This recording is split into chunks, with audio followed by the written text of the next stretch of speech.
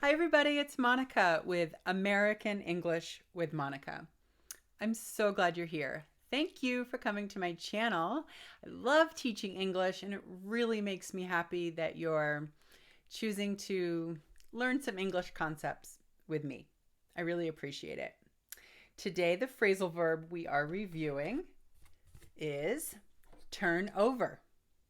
Turn over. There's a few meanings for this one. I'm really glad that someone requested it. So thank you. Thank you. When you type comments and questions and when you type examples, it's awesome. And when you request phrasal verbs or other English things that you want a video done, I love it. It helps me know what to make. So I'm really glad you asked about this one. Let's get started. If you're new here, welcome. So glad you're here. And if you're visiting my channel again, thank you for being here. Thank you for subscribing. Yeah, turnover. To turn over, the first definition is when you are changing positions to a different side. You need to change your position when you're lying down, usually when you're lying down. So if you're lying down in bed or you're lying down on the sofa and you want to turn over from left to right or back to front, we change our position. We turn over. That's what we're doing. I turned over to my right side. Yeah. So to change positions. To change position. Now, sometimes we do this with other things like items. Like I want to change the position of this book from up to down. I just turned it over. Turn over. When you're cooking, maybe you're cooking in a pan and you're cooking, I don't know, an egg or some pancakes or a sandwich or something. And it's cooked halfway and you turn over the food. You're changing positions with it. You're turning it over. Okay? The second meaning you should know is when we give something or transfer something or deliver something to someone else. Sometimes that is called to turn over to someone else. So you're turning something over to someone else. You can separate this phrasal verb. Okay? On this definition, I turned my responsibilities and my job duties over to someone else when I left my last job.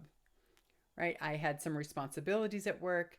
I needed to transfer the responsibilities and the power to somebody else. So I turned over my job to somebody else. That's one meaning that we use in business English, okay? If you turn over your responsibilities, sometimes when you're listening to a presentation or a speech with multiple speakers, you might hear this phrasal verb when someone is speaking in the microphone and they introduce themselves and they talk to the audience. And then there's someone else that's speaking next. You might hear them say, and now I will turn it over to my colleague, or now we'll turn it over to the main speaker. So you might hear turnover as a way to transfer or give, especially with a speech like that. To transfer, give, deliver. Another place you might see this meaning is if you're watching a crime movie or crime TV show or reading a book. When there are police involved, the police are doing an investigation and someone finally decides to turn over some evidence to the police. They give it to them. They transfer it. Maybe they have a weapon or they have some secrets or they have some information or evidence. And when they give it to the police, they're turning it over to them. Okay? Tell me if you've heard this phrasal verb for that meaning before.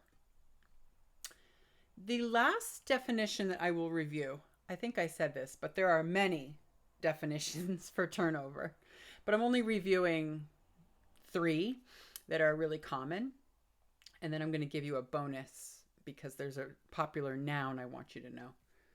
Okay, the third phrasal verb that I want to review is when a company, a business, loses employees. Their employees leave. That means that company is experiencing turnover, which is a noun in that sentence. The company turns over 50 people every year. That means the company loses 50 employees. 50 employees are leaving every year. Something might be wrong with that company. We don't know. When we talk about when a business loses to lose employees. Oh, spelling.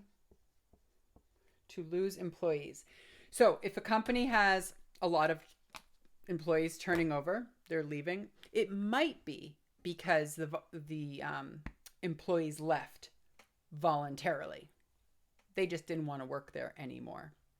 And they left voluntarily. It was the employee's decision. They're like, no, I found a different job. Or, no, I don't like it here. I'm leaving. Okay, that's voluntary. But sometimes a company turns over a lot of employees because of involuntary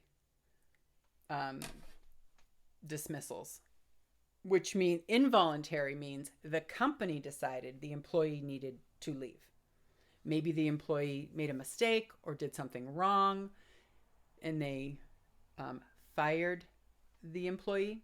Or maybe it was involuntary because the company is losing money or they're changing the way they do business and they have to eliminate a whole bunch of people. It's an involuntary departure. So I want you to know that when companies turn over a lot of people, that number, the turnover rate, it can be a noun and it can be an adjective. Companies have a lot of turnover or they have a high turnover rate. It includes numbers of involuntary and voluntary. So I want you to know this term because when you are interviewing for different jobs or you're reading about different companies, I teach a lot of business English. It's important to know if the company has a high turnover rate or a low turnover rate. Maybe the company has the same employees for years and years and years and very few people ever leave. That's good. That's a low turnover rate. That means many employees stay. They remain working there. But it's good to ask if your company has a high turnover rate and you work there or you're interviewing there, you might want to ask about the turnover rate. Like, why is it so high? Okay, I promised you one more meaning. I think I have 2 more meanings. There's so many and I want to make these videos around 10 minutes. So I'll review 2 that I want you to know. There are other definitions for turnover in the business world, but some of them are so specific to economics or investments and accounting that they're too specific. I'm not going to add them to this video. But I will tell you one expression called overall turnover.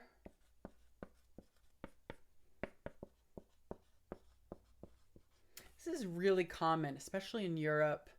My clients in Asia also use this term. It's not as common in American English businesses. This is a business term. But I want you to know, this is revenue. This is how much money the business made. So last year, our overall turnover was higher than the year before. Great. The company is growing. Or our overall turnover seems to be down this month. That means our revenues, our sales, the money we're making is lower. So we need to do something to fix that. So I want you to know the expression overall turnover, and this is a noun. It's one word, right? No space, like the phrasal verb has a space, right? Overall turnover means the revenue in a certain period of time. It might be annually, it might be monthly. Okay. And then the other noun that's good to know for English is it's a food, a turnover. A turnover is a pastry made with dough, and when you make it, you fill it with something, probably sweet, like fruit, like a little pie. You put some fruit in, you fold the dough, you turn it over, and you bake it. And you eat it, and it's delicious. Or some people, for turnovers, they have savory filling, right? Maybe some vegetables, or maybe meat. I don't eat meat, but I'm sure there are turnovers with meat in it. So I want you to know the 3 phrasal verbs meanings that we reviewed. I want you to know the 2 nouns, overall turnover and the food turnover. And I want you to ask me any questions or type comments, or if you have any examples, that would be great. Thank you so much for joining me. This is so fun. And I really appreciate you if you subscribe with the bell, if you click the bell. I'm now adding a couple of short bonus videos every now and then. And I don't want you to miss them. So if you subscribe and hit the bell, you'll know when I post a new video. All right? Thank you so much. I'll see you next time. Bye.